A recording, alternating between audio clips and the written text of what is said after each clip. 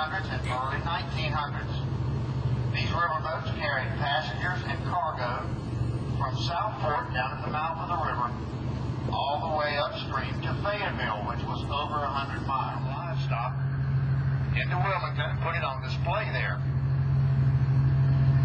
That building sees some of the old ship hulls and some of the steam boilers pushed up into the marsh grass there. For 150 years, they built large sailing boats and large steamboats in that boatyard.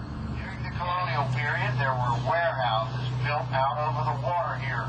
If you look under this walkway, you'll see some old pilings sticking up out of the water that aren't supporting anything now. Those pilings are 200 years old. And they used to support the old warehouses. These warehouses were used to hold the hundreds of thousands of pounds of cotton that was brought into this area from the local plantations, and also naval stores. Now these two items were in tremendous demand back in those days. That wall goes around the Dudley Mansion. Edward Dudley built that house, and he was the first governor of North Carolina to be elected by the people instead of appointed by the king. One of the subsequent owners of that house, about 1850, had that wall built as a copy of the wall around the old Spanish fort in St. Augustine, Florida. The Cassidy home. The Cassidys were a shipbuilding family. Their shipyard was located on the river right below the house. You'll see some of the old pilings in the water. During the Civil War, the Cassidy shipyard built the ironclad battleship Raleigh for the Confederate Navy in 1864. And that same year, they had a wooden submarine under construction here. However, the Union forces overran Wilmington. Upon hearing that the Yankees were in town, Mr. Cassidy went down to his shipyard and burned everything, including the submarine, to the waterline. It's an elevator lift bridge. The entire center span goes straight up like an elevator when a tall ship has to pass under it.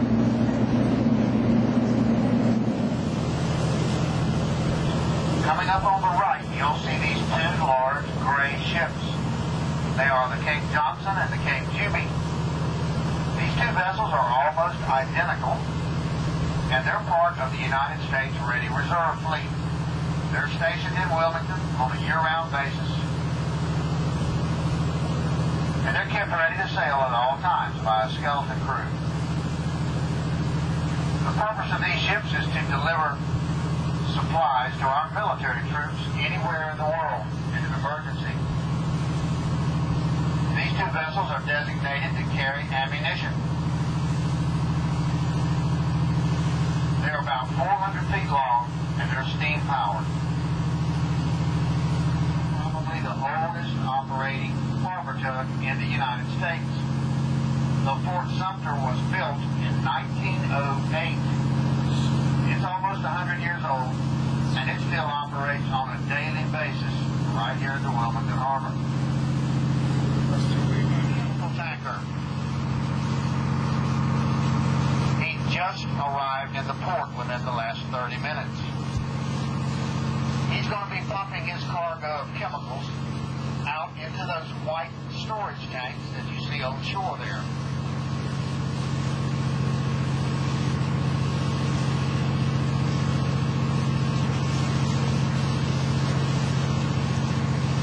The water in this river has a brownish amber color.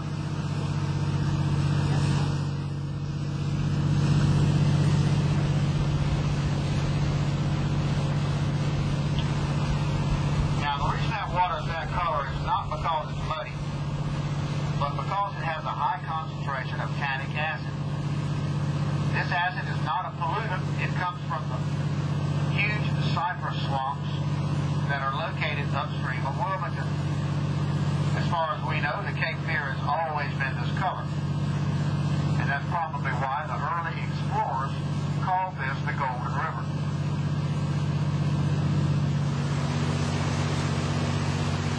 Now, the depth of the harbor here averages about 38 feet. It's the responsibility of the Army Corps of Engineers to try and keep the harbor at that depth. They do that by dredging. And the reason, of course, is so that the large ships that come into the port will not run aground. We have a dredging project going on in the harbor right now, and I'll tell you more about it as we get further downstream. It was only about 10 feet.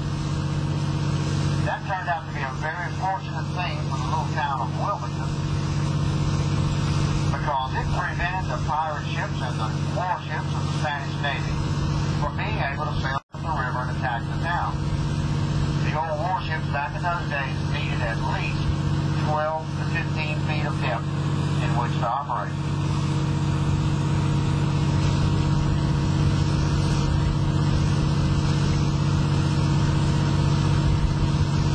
Shipbuilding company, and they built the famous Liberty ships. These Liberty ships were about the same size as the two gray ships we saw on the right a few minutes ago. The purpose of the Liberty ships was to carry supplies across the Atlantic to Europe, where the fighting was going on. Unfortunately, many of those ships never made it across the Atlantic, and that was due mainly to the large amount of German submarine activity off our coast. During the peak of its operation, this shipbuilding company employed over 21,000 men here in Wilmington, and they were launching a ship about every 4 or 5 days. They built 292 Liberty ships here. They were trying to build them faster than the Germans could sink them. About 1960, construction was started on the port facility, and today the port complex extends from where we are now to a point downstream of it.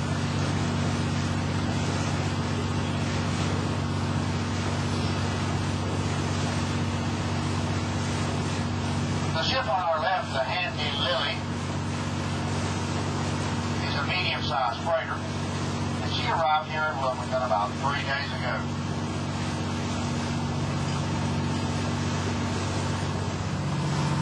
And he's inbound, coming into the port.